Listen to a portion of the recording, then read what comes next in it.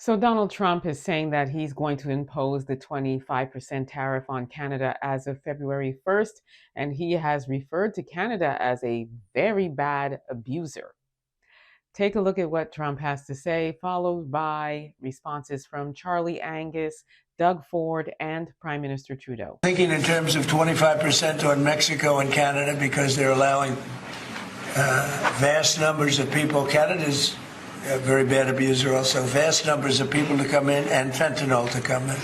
When do you think you would enact those? I think February 1st. Are you planning on giving notice of that? I think we'll do it February 1st. 25% on both, sir. Sir. On each. On each. Yeah. You're a disgrace as a human being. I'm sorry, you may have gotten the presidency, but you're a disgrace. You're a convicted felon. You're a pervert. You treat your allies with absolute disdain while you kiss up to Putin. Here's the thing. We are your best neighbor. We are your best ally. We are your number one trading partner, but we won't break, Donald, because you think your grifter politics can push us around. And we will continue to defend the international world order. We will continue to work with NATO. We will continue to work with Ukraine. So, Donald, I know this is a big diversion exercise for you to change the channels in the United States, but you're going to have to explain to the American people very quickly why you brought in so many grifters and crooks with you.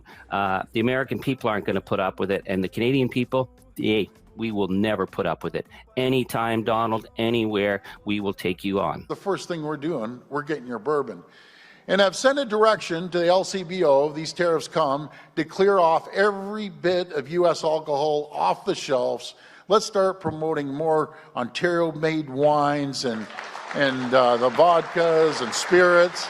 That's what we need to do. We're the largest purchaser of alcohol in the entire world. They will feel the pain. I will make sure I communicate this to our other premiers that they should be following suit. If he does move forward on tariffs on Canada, as he has said, whether it be back on January 20th or on February 1st or February 15th as a Valentine's Day present, or on April 1st, or whenever he says he's going to do it, as he keeps repeating, two things will happen. One, Canada will have a strong, robust response, because we don't want this, but we will respond if necessary. And two, prices for American consumers on just about everything will go up. And we don't think he wants that. Okay, here's what I have to say. This is my humble opinion.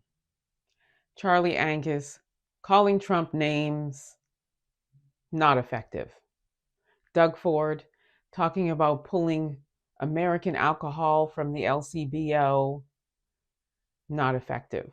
Prime Minister Trudeau states that Canada has invested $1 billion in comprehensive plans to address the border security issue, which is the main issue that Donald Trump speaks about, right? We keep hearing him repeatedly say that border security in Canada is a problem for him because, according to him, we in Canada have allowed way too many illegal immigrants crossing over and going into the United States, and fentanyl.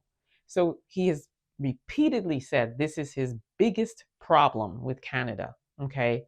So Trudeau is saying that Canada's invested $1 billion. May we know what the plan is? Does Donald Trump know what the plan is? Because February 1st is just around the corner. And Doug Ford has issued a statement saying a 25% tariff on Canada will result in over 500,000 jobs lost. A 25% tariff will tank Canada. We would be in economic ruin, okay? So what is our plan? I'm hearing a lot of premiers and MPs, just sprouting off, calling Trump a bully, saying anytime, anywhere, we're ready for you. What are you ready to do? What are you doing for Canada? We want to know. I speak for myself when I say, as somebody who lives in Canada, I want to know what the plan is. I've got family. There's a huge Black community. We are all working hard. We have mortgages. We have homes. We've got food to put on the table. We have children. We have a lot of responsibilities. And Canada cannot afford for this to happen. So instead of calling him names and flying down there to kiss the ring and grovel, get to work, get with a clear-cut plan. And also, can we not push back? Donald Trump is saying that we've allowed fentanyl into the United States. Well, there's been a lot of guns that have been smuggled across the United States into Canada, which has caused a massive increase in the amount of gun and gang violence in the Black community, specifically among Black youth. And that is as a result of guns being smuggled into Canada. So can we not push back where that's concerned as well? Can we not counter with a tariff on the United States? Do we not have anything out of our playbook that we can use instead of calling him names or pulling alcohol? Big deal. We want to know from Prime Minister Trudeau or anybody else in his camp that's currently in office, what is the clear plan? As I said, February 1st is just around the corner. So quit whining and let's get to work so that Canadians and the community and all of us here that work hard are not at risk of losing our jobs. And companies also going under. I have some friends who own a restaurant in the downtown area, and they're saying if a 25% tariff happens, it's going to hit them really hard. And that goes for many, many businesses.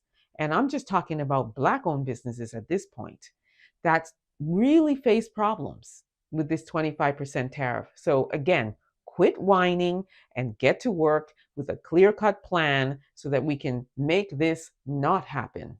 Or come up with a very, very strong rebuttal of how we're going to, hit back. That's what we need to do. That's what we want. So please let us know. In the meantime, let me know what you all think about this. Don't forget to like, subscribe, share this content. Also, don't forget to download the African Diaspora News app. You can grab it at the Google or Apple store, and you will not be disappointed. Also, subscribe to my YouTube channel, The Black Experience with Emma Ansah.